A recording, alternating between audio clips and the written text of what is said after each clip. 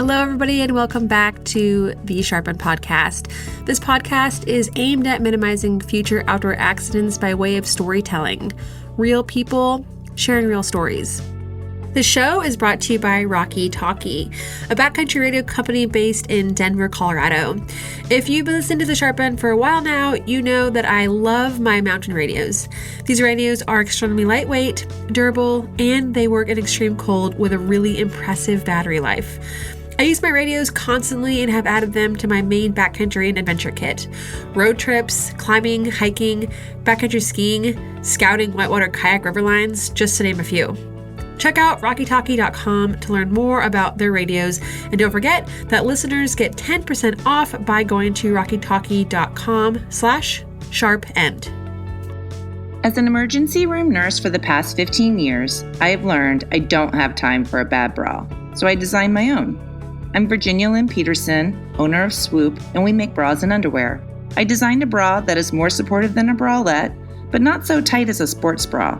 It works perfectly for that busy, active woman who doesn't want to think twice about her undergarments. So if you're looking for a fun, comfortable, and functional bra that you can wear all day, every day, head on over to swoop.com and check us out. Make sure you use promo code SHARPEND for 15% off. That's wearswoop.com, wearswoop.com. And some good news, Swoop and I have teamed up for 2 giveaways this month. So make sure to tune into the Sharpen social media posts to know how you can sign up for some of my favorite Swoop wear. This episode is also sponsored by Desert Mount Medicine, innovative wilderness medicine training since 1998. DMM is a proud partner of the Responder Alliance and has been teaching psychological first aid and the stress continuum in all wild med courses for several years. DMM's instructors are extremely knowledgeable, the courses are very interactive, and the curriculum could save you or your backcountry partner when in need.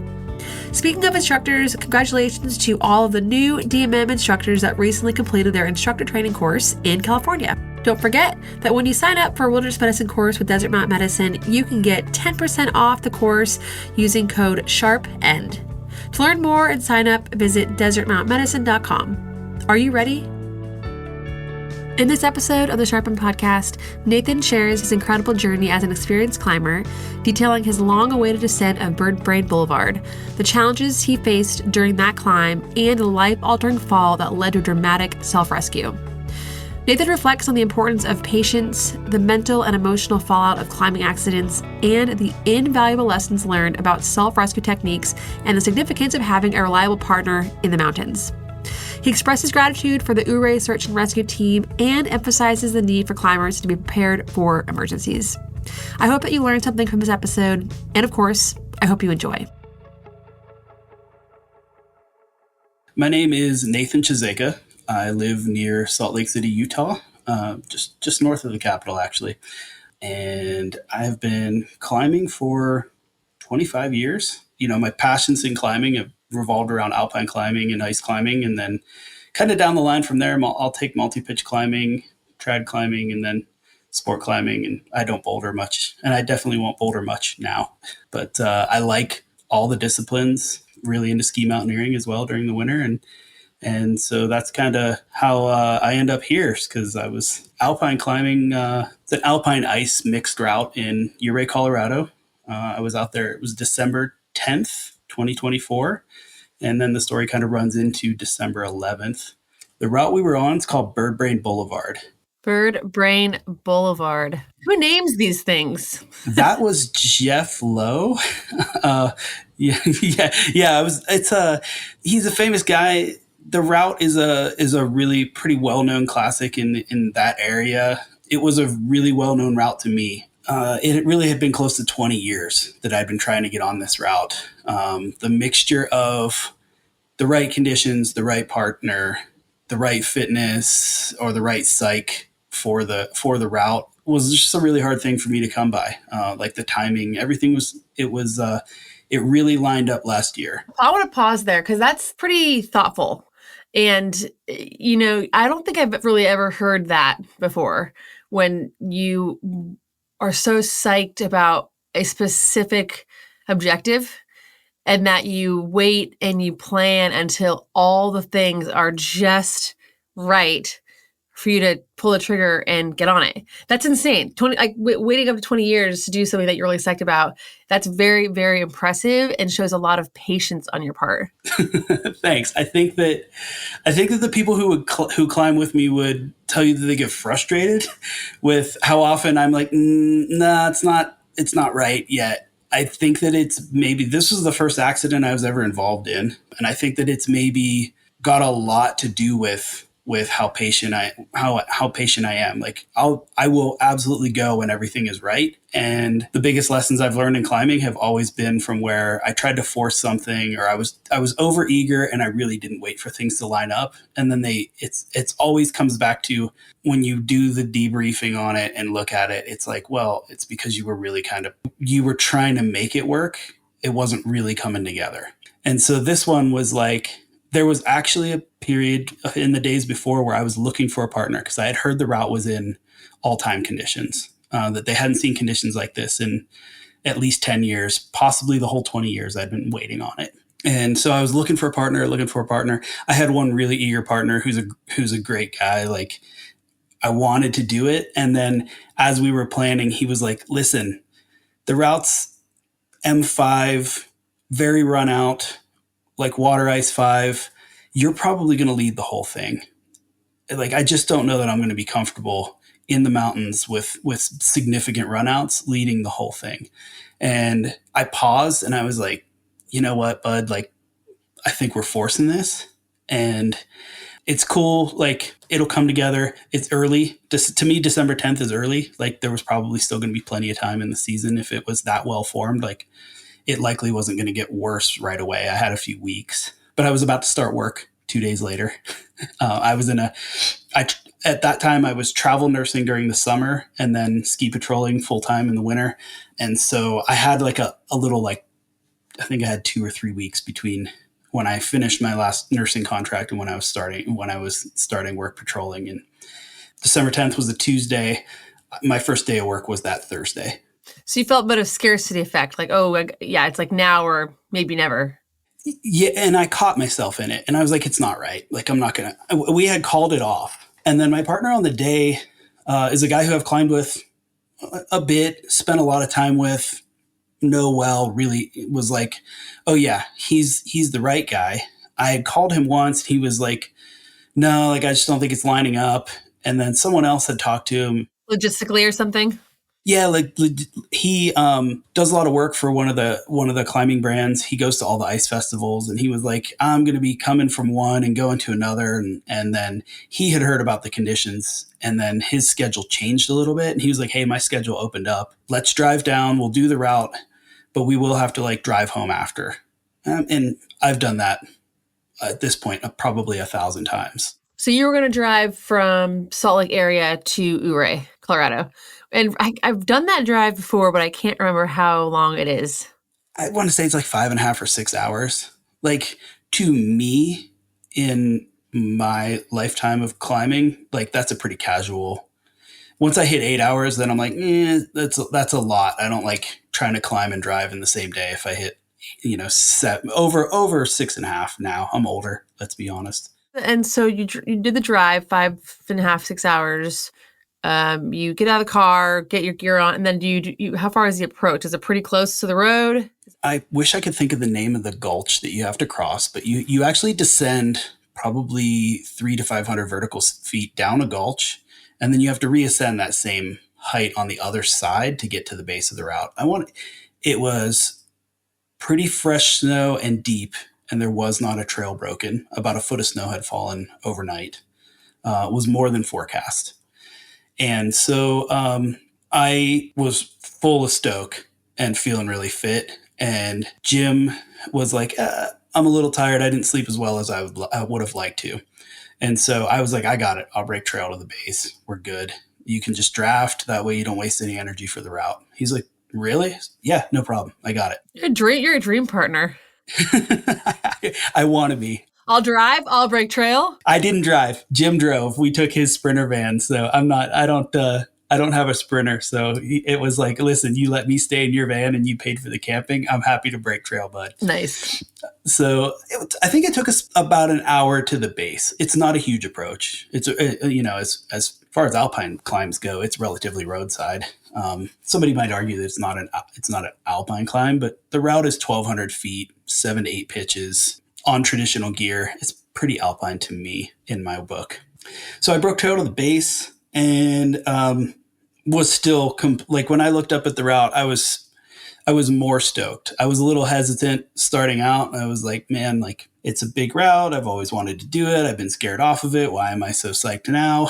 But when I looked at it, I was like, absolutely, this is going to be easy. Like we're going to have a lot of margin. Like this isn't going to be a big deal. The route generally follows chimneys for the whole 7 pitches. You are chimneying or in a chimney, trying to mix climb and ice climb within the constraints of a chimney for the entire duration of the route, with the exception of about 20 feet of traversing. You're pretty much in a chimney. I lived in Yosemite for 2 years. I spent a lot of time chimneying. I was like, that was where it came from. Cause I was like, oh, even where there's not ice, like you're going to be solid. There's plenty to chimney off of. So is a wide chimney? Are you stemming a bunch, or are you kind of squeezing up with your shoulders? It kind of hourglasses all the way. Like it flares and then chokes down and flares and chokes down. It never chokes down into like squeeze though. So it's a pretty secure Bombay-ish chimney. Several chalkstone areas or ice chokes that you have to that form overhangs that you have to navigate around. But the climbing was everything I had dreamed of in the route. Like pitch after pitch. We did it in 7 and I led 5 of the pitches. I was just feeling good. And Jim was like, go for it, man. You got it. You wanted this. And then I kind of was like, okay, man, I'm getting mentally fatigued from the runouts. There's plenty of places where you are more than 30 feet out from your last piece. And the rock's really compact. There's not a lot of cracks and the ice is thin. So, in several places I had like a 10 centimeter screw, or 7 centimeters in several places where they're not even going to really, you're not super confident they're going to do anything for you. And so it was like every move needs to count on this route. Well, and you look, I mean, I can really see your head and your shoulders, but you look like you're kind of a big guy. Yeah. I was an ice hockey player. At the day of the climb, I was 194 pounds. I'm 5'8". I'm a pretty You're stout. Muscular you're guy. Knox. Yeah. I get stuck in most squeeze chimneys. But the climbing was just wonderful. The route couldn't have gone more smoothly until midway through the 6th pitch. Until it didn't. Even then, the only snafu hang up was in the middle of the 6th pitch, you do a face traverse you kind of have to go around a large roof. And so you traverse out under the roof to the right and you traverse left back into it. And then you're back in the chimney system above this roof. And right as I got back in the chimney system, I heard something ping. And I was like, something just fell off my harness.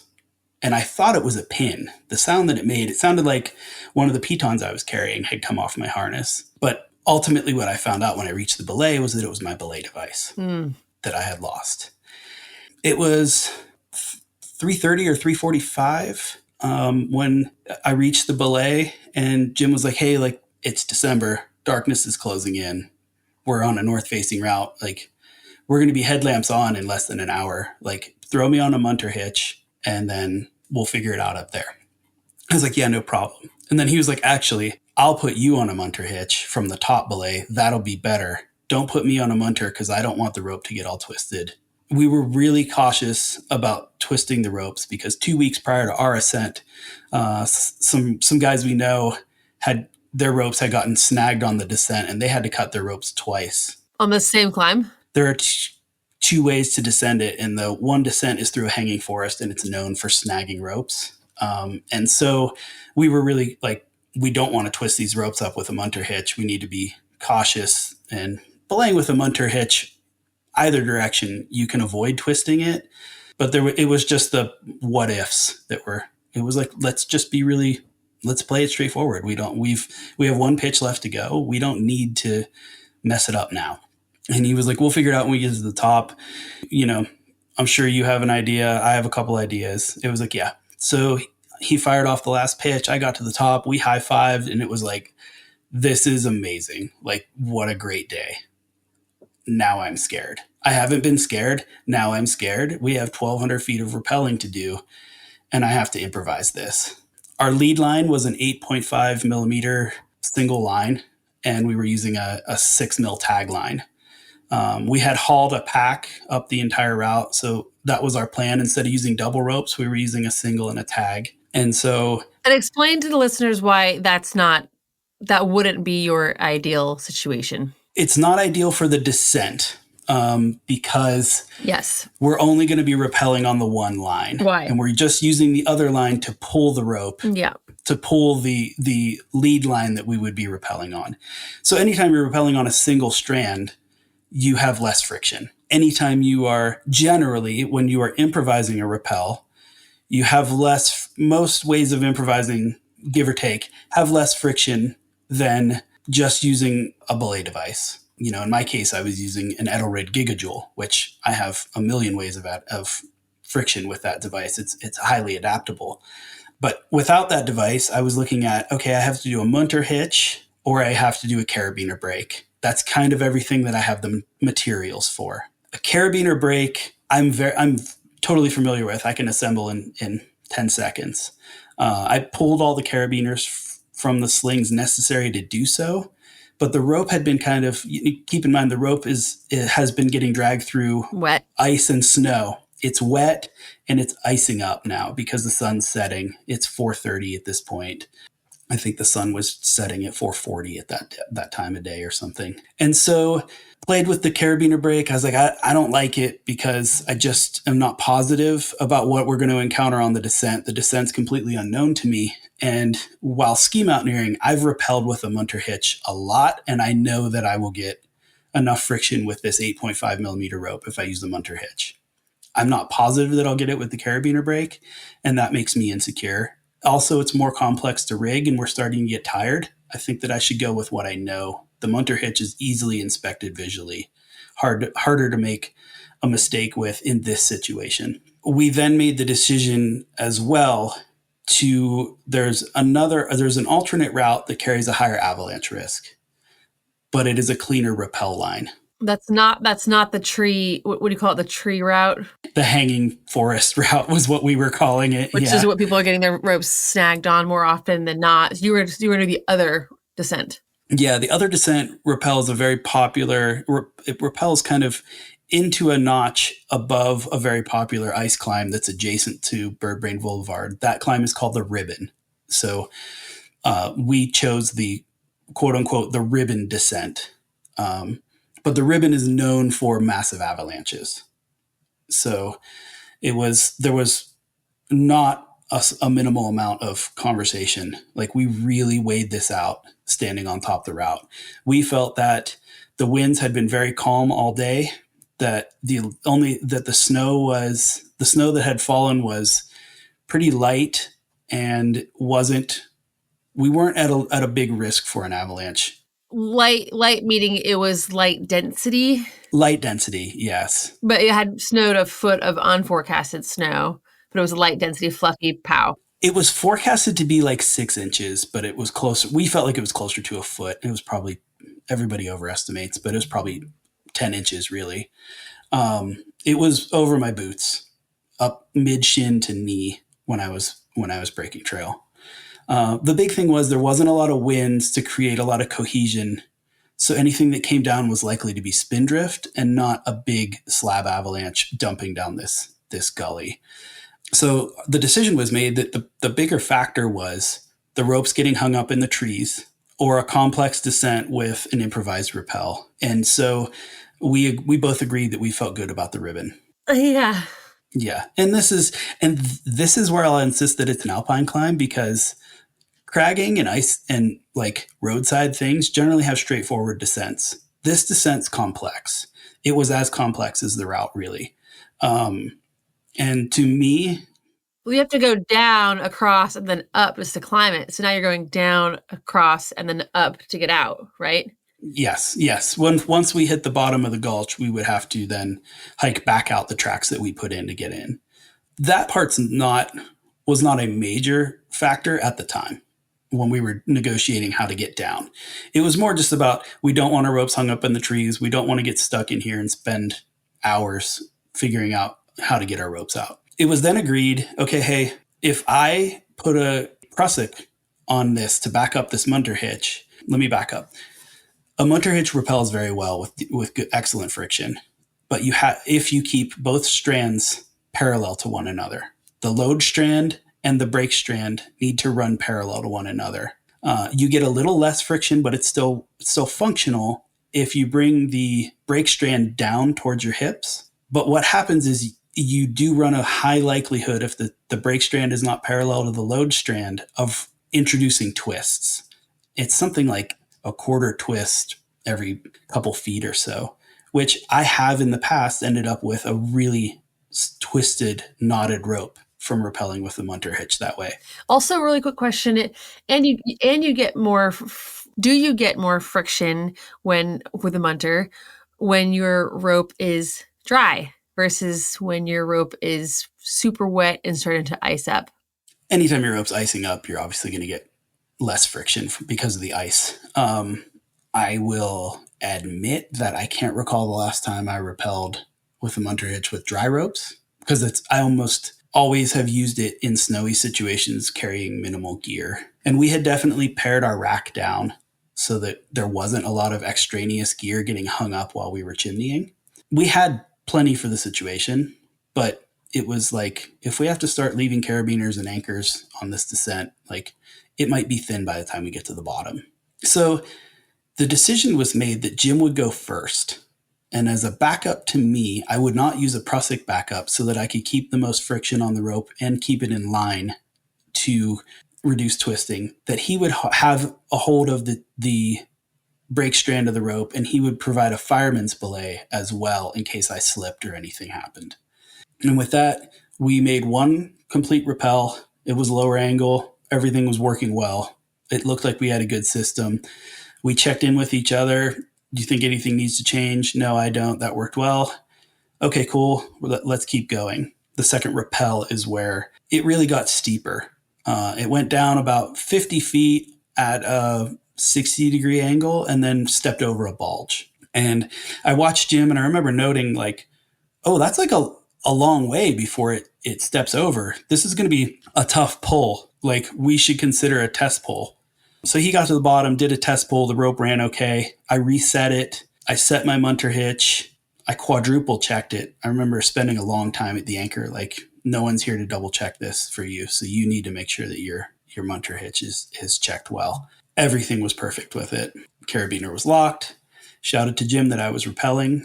I had the brake and the load strands in my left hand. And then as a backup, I held the brake strand in my right hand so that I would have two hands on the brake strand at all times. When I got to the edge of the rollover, which was about 50 feet down, it was dark. We were navigating by headlamp at this point. So our estimation was that we were at about 6:30. We had spent a long time re-racking, just making sure that mentally we were good to go at the top.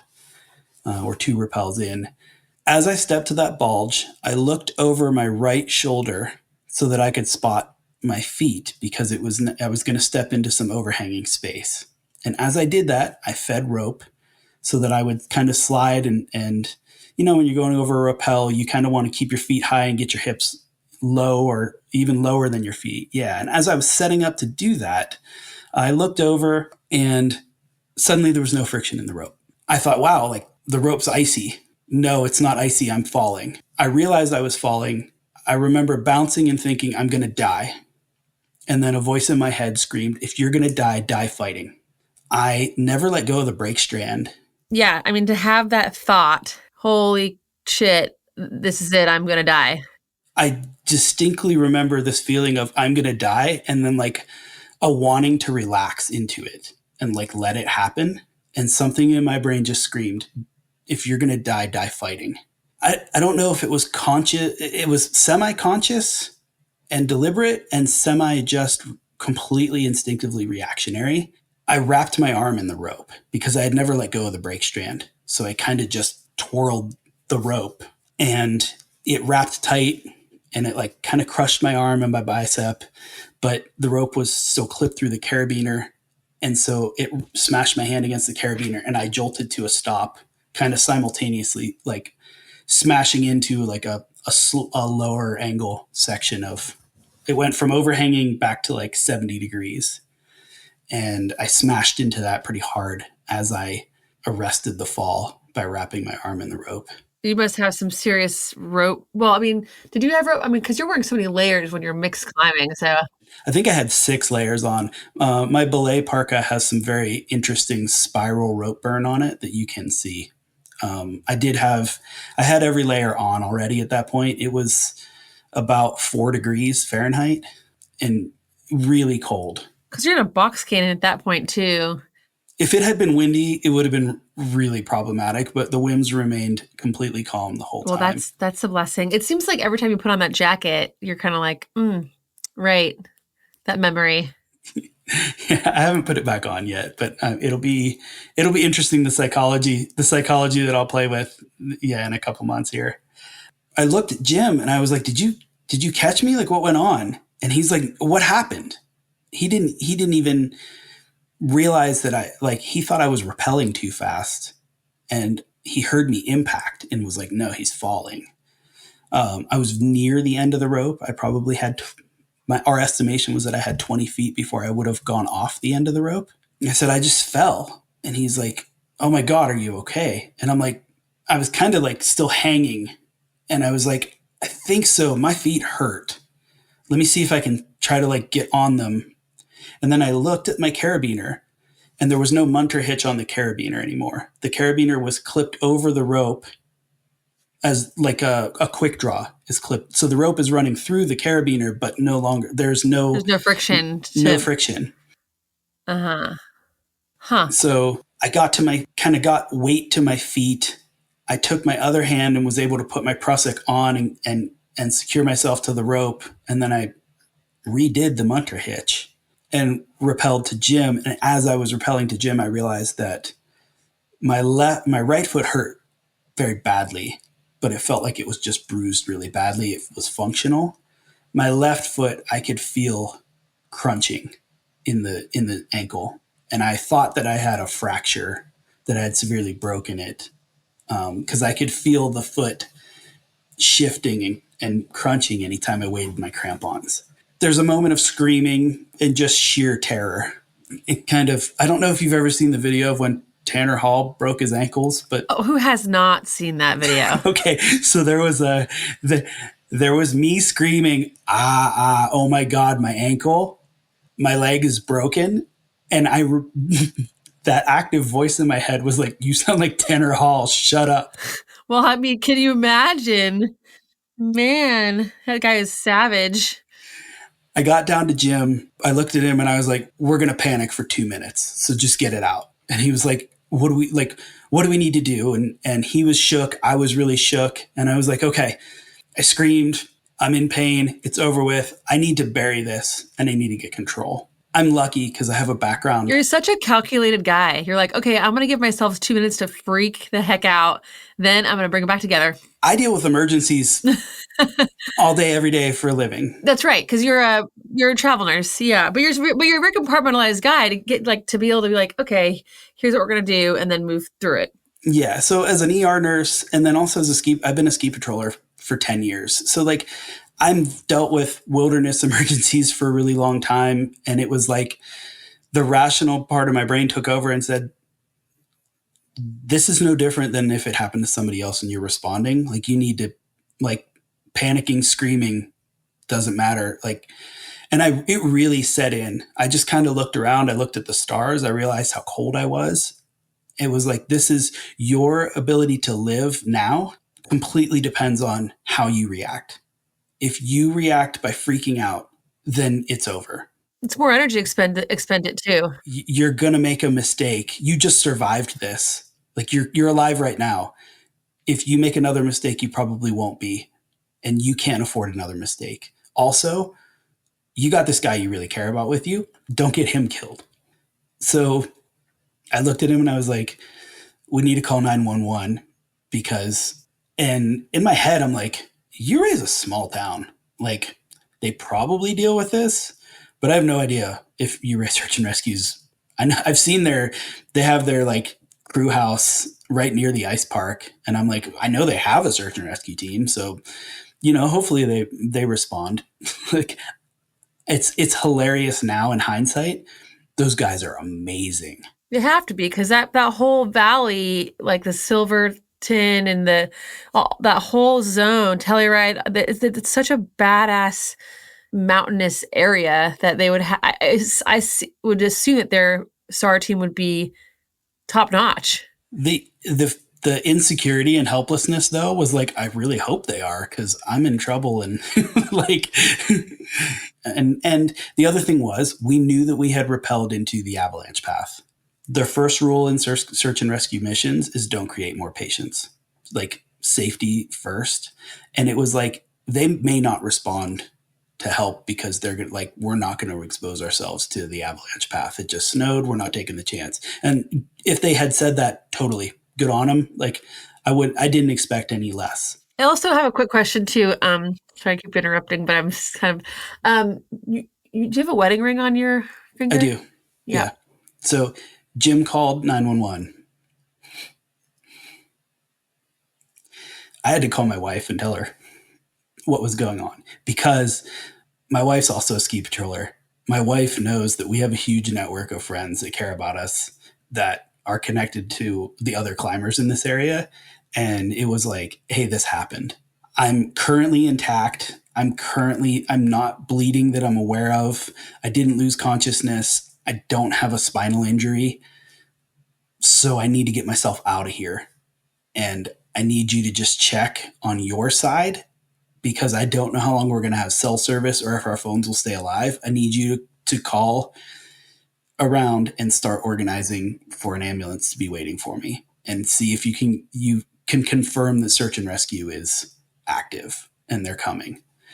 She's like, okay, I got it. And one of our fellow ski patrollers was actually at the house borrowing some equipment at the time I called.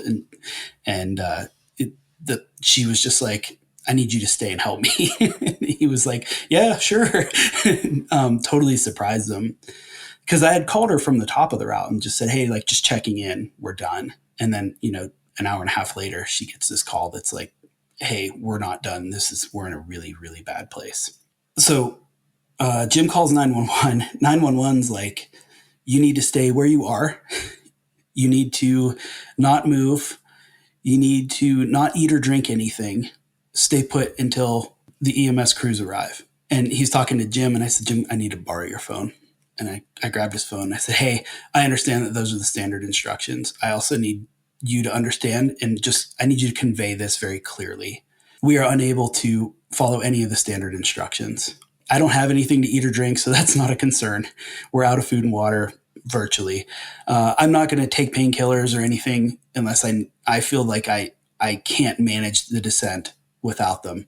But we are going to continue our descent. It's 4 degrees and we will freeze to death here if we stay put until someone can reach us. They are many hours away from where we are. We have over 1,000 feet to the ground. They're not going to get to us quickly. So we're going to do what we can to descend. Also, we're going to do what we can to get ourselves down to keep other people out of harm's way. I'm still able to fight through this. And I need you to convey all that we will be descending the ribbon. That's where they'll find us. We have headlamps on. They should be able to see our positions. 911 guy, he was probably pretty new, or at least hadn't heard any calls like that. And he was like, okay, it sounds like you know what's best for you. I will make sure they know. I'm like, okay, man. I'm like, he's like, but stay on the phone. I'm like, buddy, we need both hands. I'm sorry. We have to hang up on you. And our battery life. And yeah, I'm like, our ability to communicate relies on half dead phone batteries that are freezing. Like, it's not possible.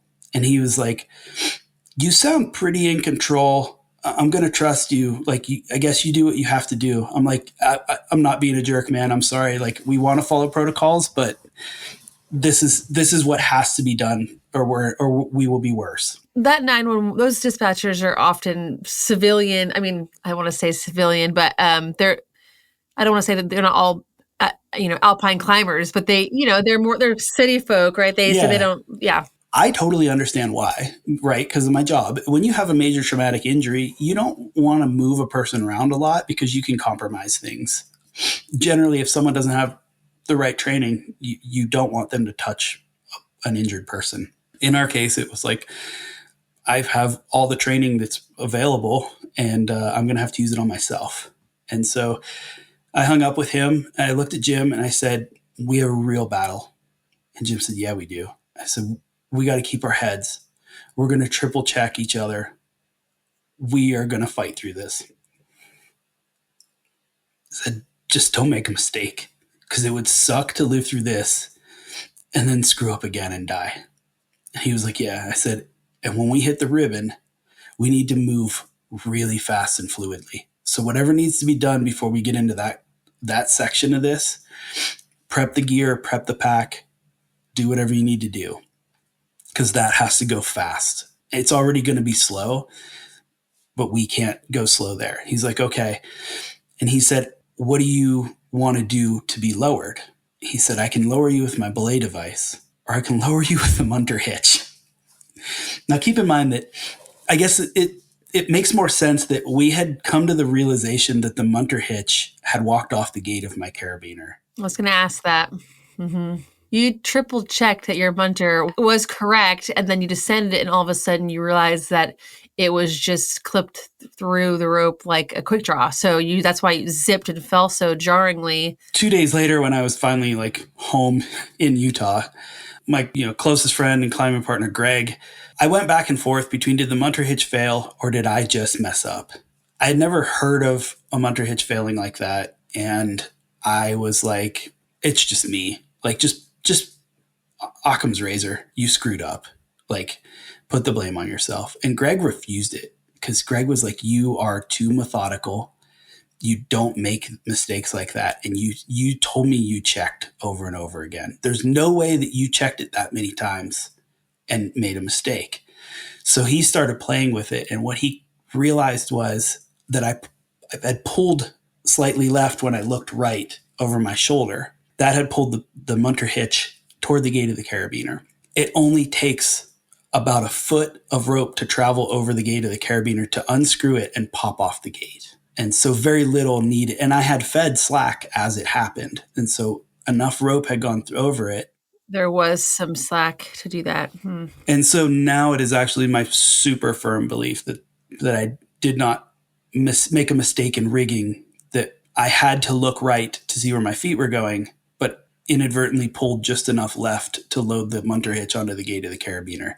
It unscrewed the gate and popped off the carabiner. And when you do that, what you are left with is the carabiner running over the rope running through the carabiner with no loops or anything left. We've repeated it enough times that I'm like, oh yeah, this is exactly what happened. And that's why I felt kind of a pop and then felt no friction, because that's when the gate popped open. And I was like, I think the Munter came undone. And Jim's like, are you sure? And there was some back and forth as we're rigging things. And then it was like, the best way to do this is to lower you directly off the anchor from a Munter hitch. Are you okay with that? And I was like, yeah, I want you to rig it. I want us both to check it.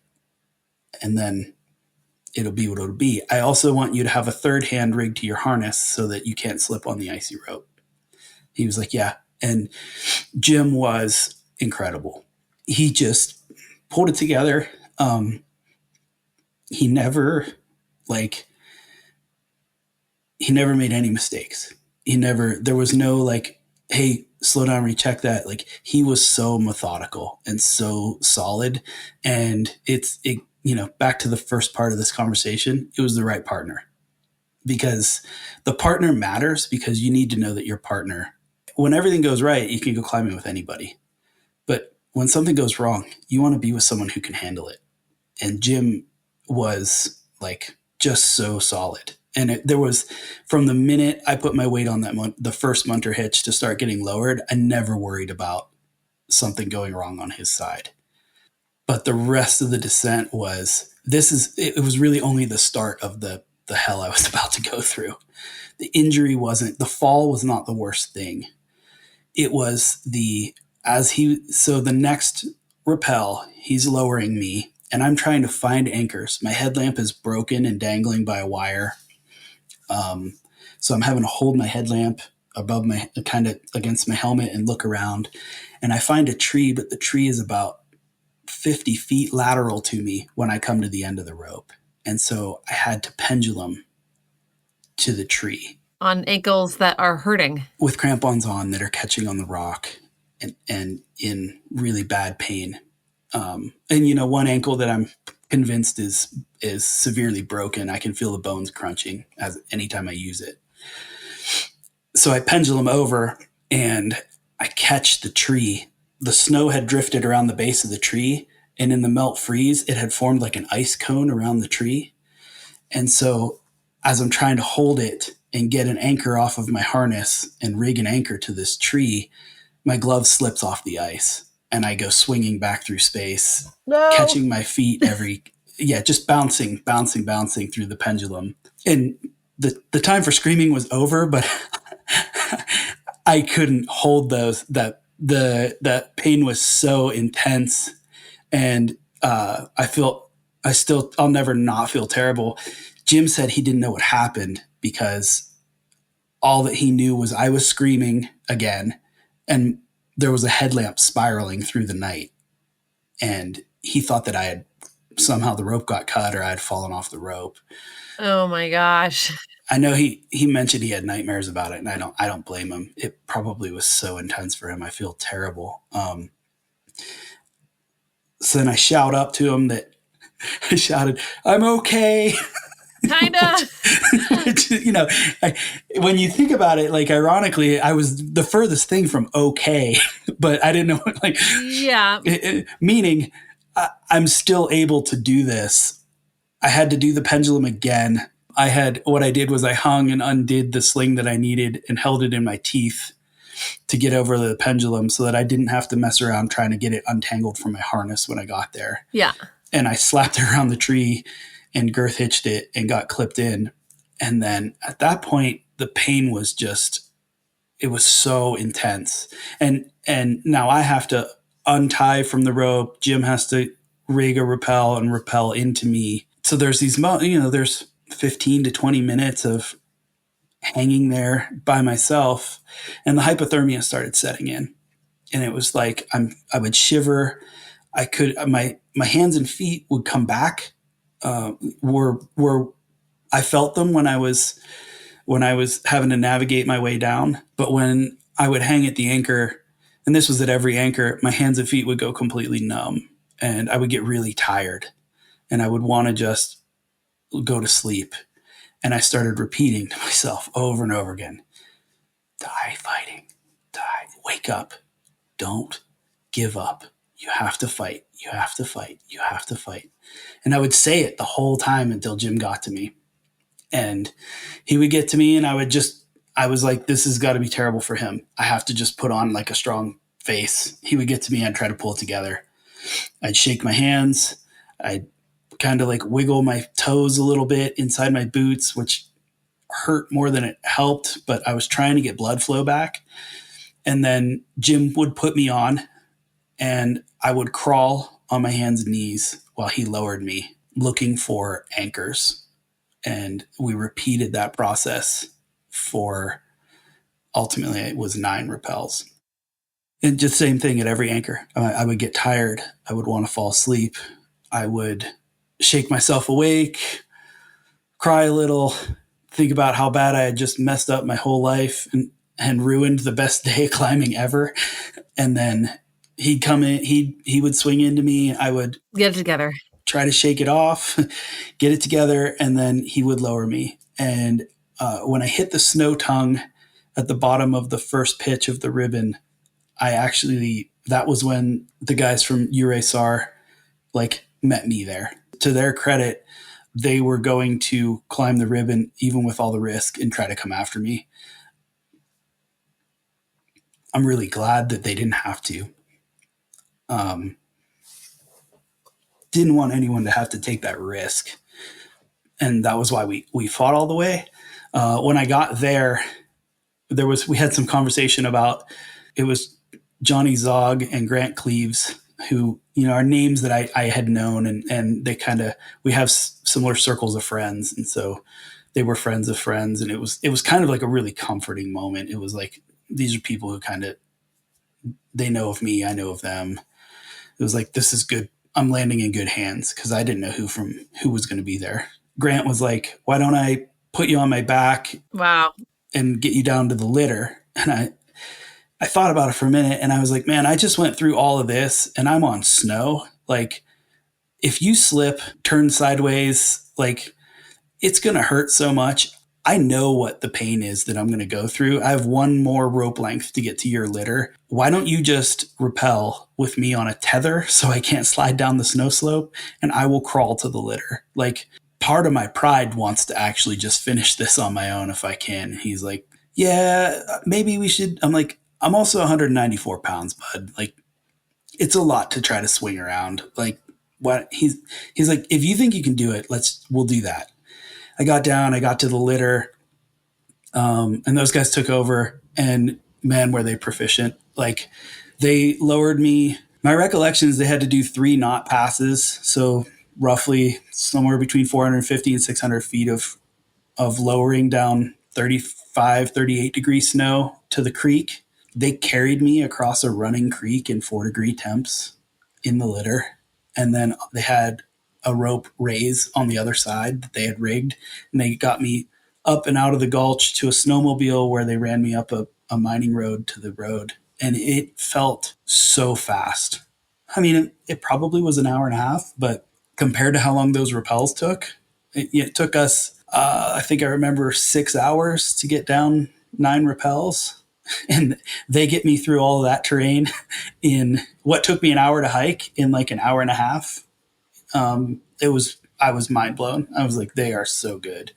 And I'm so glad that they were there, available, that they showed up, that they dropped what they were doing on a Tuesday night, late at night. I think that I got to the road sometime around midnight-ish. So it was no small thing for them to come out and be there.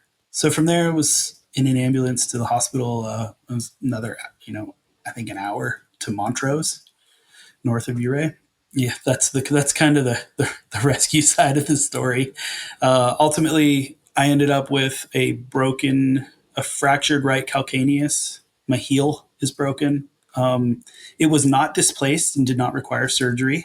Wow. Well, that's a blessing. My left ankle had ruptured ligaments on both sides. So what I thought was the bones crunching was actually my ankle shifting in and out of the joint because the ligaments are holding it together. Yeah, so I was dislocating my ankle over and over again in a small way. I had a partially torn right hamstring. I had left hamstring, nerve damage in my right knee, partially torn bicep in my left arm from the rope, and then a partial tear of my labrum in my left shoulder. Those are all really, really hard recoveries because it's not a broken bone where you can just put it back together and then rest. I mean, all your muscles and ligaments, that's the hardest to recover from. The broken heel healed the fastest. Like 6 weeks later, my right foot was like, I had a minor partial tear in the lateral ligament of my right foot as well. So a pretty bad sprain in my right foot that healed like 6 weeks later with the bone. My right foot was the first thing to feel better. The nerve damage was slow to pick up on and then took forever. I still get some, like, if I touch it just right, or like if I'm at the gym and I do like hamstring curls and the pad touches my knee just the right way, it will shoot fire down all the way down to my foot. But it's getting better. That's going to go away. I don't have any like lasting nerve function issues. All the strength is intact. My hamstring healed quickly. Once in a while, I'll feel something in there where it's a little more sore than normal. The bicep and the shoulder are better. The shoulder, unless I want to get surgery on it, probably won't ever be like perfect. So I have to be really careful with doing pull-ups and things. I can hang from ice tools okay. I've tested it. Of course you have. My bicep still doesn't feel right most of the time. If I've been going to the gym a lot, I look way more muscular than I have in a really long time because for the first 6 months, just doing PT exercises at the gym was all I could do. And I'm the type of person who puts muscle on really easily. So I gained a lot of muscle mass just from being in the gym, trying to heal these injuries. So I'll still feel the bicep if I'm doing curls and things, but it's functional and it's healing. The left ankle is the biggest thing. It likely will never be fully the same. There's a lot of effusion is the medical term. There's a lot of swelling, bone swelling in the joint. It locks up if I sit still too long and I have to do exercises to kind of unfreeze it. The ABCs with your ankles. ABCs, and I have to use a band and do like band distracted mobility work pretty frequently on it. I try to do that like once a day. It really helps. But both sides of it, I saw 2 different foot and ankle specialists for it who were in agreement that with the specific injuries I have, the complications of corrective surgery balance out if you just try to let it heal on its own. And so the decision was made to try to not do any surgical work right away and see how it heals on its own. And if it remains hypermobile, where it's just it never restabilizes and I can sprain it or roll it really easily, then I may have to get surgery to correct it down the road. To extend the recovery even longer. Yeah, I mean, it'll be the same recovery over again where I can't walk at all for 6 weeks on it and then, most of a year before it's healed. And kind of a small price to pay. Like I'm hiking again. I've been climbing again, been leading again. Pretty scared to fall, not because I have scars from the accident, but because I don't want to hurt this ankle again. It doesn't feel like it would handle like a swinging fall very easily. So I just back off of leads and take if the route ends up putting me in a weird position where I'm not comfortable with the fall. I moved out of working in the ER. Silver lining, it put me in a position where I've been wanting. The whole reason I went into nursing school 8 years ago was because I wanted to be a flight nurse. Working with flight crews while I was a ski patroller, I was like, that's the coolest job ever. It's cool. I've always wanted to do that too. Patroller. Yeah. That's always been my dream. I had the opportunity to study. I had the right amount of experience. I'd been an ER nurse for 5 years, and it was like, okay, I'm going to apply. And now more than ever, it matters because running around for 12, 13 hours in the ER was really hurtful. Like it would swell up like double the size by the end of a shift. And I could work one day and then I'd need 3 or 4 to recover before I could work again. And so I got a job as a flight nurse. And now you're doing 2 days on. You're doing 2 days on and 6 days off, right? And I have a 2-day on, 6-day off schedule. Oh, what a dream. Oh my gosh. I actually, as much as I can list off of this list of injuries, I am so lucky and I came out the other side of this so fortunate. My medical friends have all had some crude things to say about not the fact that my lower body still works, that I don't have to disimpact myself, like all things that like the spinal injury that I probably should have encountered didn't happen, right? Like a big fall like that always comes with a spinal injury, and I didn't have it. Did you ever find your ATC? Someone found one and mailed it to me. It was an Edelrid Gigajoule. And it kind of went through that local community was so great to me. Someone went up a couple days later after the snow stabilized and got all of the ice screws that we left from anchors. All my screws. Oh, that's awesome. Mailed my screws back to me. Wow. My friend Vitali went out there to climb Bird Brain and then he ended up free soloing Bird Brain a few days later after he climbed it. And part of his intent in free soloing it was to be able to take as much time as he wanted on the descent to try to go. I lost one of my ice tools up there, and it was really special to me. I have done a lot of product testing with the Black Diamond test team, and it was a prototype of the new Black Diamond Hydra ice axes. And it was like, it had gone all these places with me and it really mattered. So he spent like 3.5 hours just searching for all my gear and my ice axe on the descent. And he brought a bunch of my anchors back, but no one's ever found my axe. Oh man. Well, okay. That's a plug for you to, if you find his axe, please return it. The irony is the Gigajoule that I got was not mine. So I don't know who to send it to or what to do with it. But mine has never been found. Well, hang on to it until someone listens to this and then they'll send it, you can send it back to them.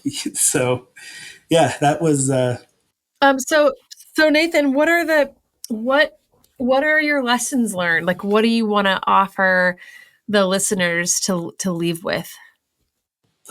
So it's been funny because a lot of people are like, I'm sure you're never going to rappel with a munter hitch again. And I've been through this. But that's not a realistic absolute, because you might have to. They're like, wouldn't you just use a carabiner brake from now on and never use that again? If you put me back in that situation, I think that I would probably choose the munter hitch over again. With all of the things that we had to contend with, I actually believe that it was the right choice, even though it failed. So that's actually not one of the lessons, even though when I've had this conversation with people, they really think that it's going to be like the first thing I say. To me, this is more a story about self-rescue. And the biggest takeaway is like having a toolbox. There's not taking a self-rescue class is awesome. Looking at all the self-rescue techniques out there is awesome. You don't have to know all of them, but having a lot of them ready so that you have multiple ways to deal with the situation that you can discuss with your partner. The fact that my partner was also competent with a number of self-rescue skills that we were able to combine is how we were able to get ourselves down and not just wait and hang out up there. Because there is no telling what would have happened if we had just hung out up there. I didn't mention any injuries, but I did have some cold damage to my toes and fingers that. Oh, I bet. Mostly just kind of semi-numb chilblains, fingers and toes for a couple weeks. Ugh. It cleared up. I feel really fortunate that it wasn't like something that's really going to last. But if we had stayed up there, I'm certain that we would have had frostbite all over us. So the self-rescue, lots of different techniques. I've talked about this on Mountain Project before. Most self-rescues, and having been a part of a lot of technical rope work stuff and everything else, most rescues do not involve really complex things where you need to go reascend the rope to bring your partner down because they're unconscious and totally can't help. Most accidents involve someone who is semi-capable of helping themselves but needs some assistance. So knowing how to rig a lower quickly, knowing how to those small things where like me being able to quickly throw on a prusik and unweight the line so that I could re-rig my munter and doing that one-handed. There was, several dozen small little self-rescue things that went into this, and they added up, us knowing all those things. So I think seeing a lot of good friends who have spent a lot of time learning climbing in the climbing gym, but that's not something that a lot of gyms will allow you to even practice. So taking the time to practice one thing while you're out cragging each time you're out could ultimately be the difference one day. And I think the higher you go, the bigger the routes you want to climb and the more time in the alpine that you want to spend, the more you need to know lots of different techniques, not just rope techniques, but your first aid skills, your ability to assess an injury and respond quickly, your ability to eat and take care of yourself is part of self-rescue. So just really knowing the skills to be out there is a big thing that I think I took away from this. All those things. And for me, it's having a good partner. Yes. And that was a key factor. Like my partner, I was careful about my partner. Jim was someone that I knew had the skills, and that was why I decided to go ahead. It didn't feel forced anymore when Jim finally called me and said, "Hey, I've got an opening in my schedule and I want to do that. Let's go." It was like, "Yep, this is the right person." Like I knew it right away. Yeah. So that was the kind of the first big takeaway. I think the second thing that ironically, I'm around injured people every single day. The thing that I didn't know and didn't understand till it happened to me, and I hope I can share this, is that like that fall, it didn't end there. Like the injury kept coming. The fallout was a really big deal. And so I was really fortunate. I haven't finished the claim, but I was fortunate to have some rescue insurance that will hopefully help offset this. But I think a lot of times it's really easy to think about an accident and injuries just hurting you physically. The emotional and mental fallout was huge for me. I entered a depression like I had never seen before. Just about a month and a half after I had plenty of days where I was like, I wish I'd never grabbed that rope. And it was hard to feel that way around my family. It was hard to also express why I felt that way because I felt super guilty and ungrateful.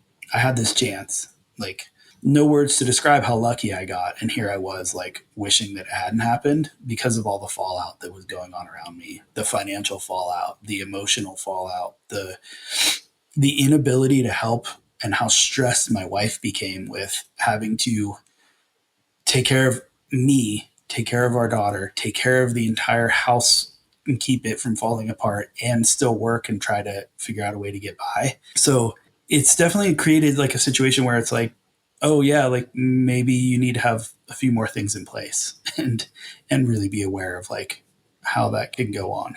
Because it doesn't have to be a climbing accident. You could get into a car accident and be in the same situation. It doesn't stop when you go home from the hospital. It's just starting. So that was actually a huge takeaway where I was like, whoa, this is the most perspective I've had in a long time. The more minor things, a lot of my carabiners are switching to being double gate carabiners. The Gravel double gate carabiners is another thing that, like, looking back, like how could I have prevented this? If I had a Gravel, I own, I don't know, 15 or 20 of them. And I only had 2 with me that day. And in the haste of trying to figure out what to do on the descent, Jim handed me a screw gate, like HMS big pair style carabiner for the Munter hitch. I would have used my double gate instead. And I don't think this accident happens at all. And we never meet. So those are going to go into key places, like, and never leave again. I think that they have great utility. I have no dog in that fight. Like I don't have a relationship with Gravel or anybody. I just think that they're good carabiners. The gates don't freeze when you're in the Alpine, and they work pretty well with gloves on, and they're a lot more difficult to defeat than a screw gate would be. An auto locker can also fail the same way. We've played with that a little bit, and it was like a twist lock, I should say, can fail the same way. So those are kind of hard to use with gloves too. And they freeze up. And when you're ice climbing, they can get ice in them and freeze. And so I like the double gates. That's kind of, another big takeaway. Those are kind of like the biggest things that I've taken away from it. But I think that going back to initially, like the right conditions, the right partner, the right fitness, and the right like psych and mental space for what you're doing really matter. Because like this didn't go wrong because of any of those factors, but something still went wrong. And if I didn't have all those things, I don't think that I come out of it the same way. Also, if you didn't have as much grit and resilience and level-headedness and patience and tenacity that you have, this could have ended up way worse. Way worse. I think that I had an advantage, and I think that being a person who rescues people in the mountains gives me a unique perspective where if you're going to go play in the mountains, that's something to work on. Like that's something that I would tell people. You do need to mentally be ready to do the worst things because there are too many situations you can get into in the mountains where you can't just sit back and hope someone else gets you out of it. I jokingly wear a sticker when I'm ski patrolling that says, "No one is coming. It's up to us." um, but in that moment with Jim, where it was like we're done freaking out, like it's time for business. That was kind of in my head, is like, no one's coming. It's up to us. Yeah, we need to get down and out of here, and then someone might come to help us. But no one's coming in this spot we're in. Like, we're too far from the route. We're too far above the avalanche, too far into the avalanche danger. Like, we're going to take this on ourselves and get out of here. That was a hell of a team that showed up that night. We would have only been a quarter of the way into that self-rescue if they had not shown up at the bottom of that climb. So there is no downplaying. Like, yeah, we self-rescued to the snow, but without those guys, we would have spent another 10 hours trying to crawl through deep snow across a creek. It would have been really ugly. I am so thankful for E-Ray Search and Rescue, and the people who recreate in that area. If the worst thing, you have the worst day like I did, at least someone's coming. And they're good. Sorry. Just hit me how lucky I was for them.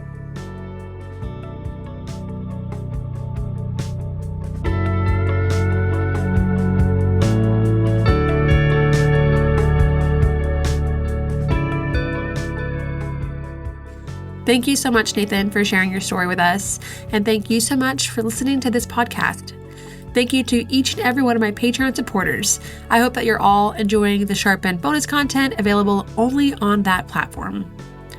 Thank you to Rocky Talkie, Desert Mountain Medicine, and Swoop for sponsoring this episode. And a special thank you to the entire team at E-Ray Search and Rescue for everything that you do. Don't forget to like and subscribe on YouTube. And as always, remember, play hard and be smart.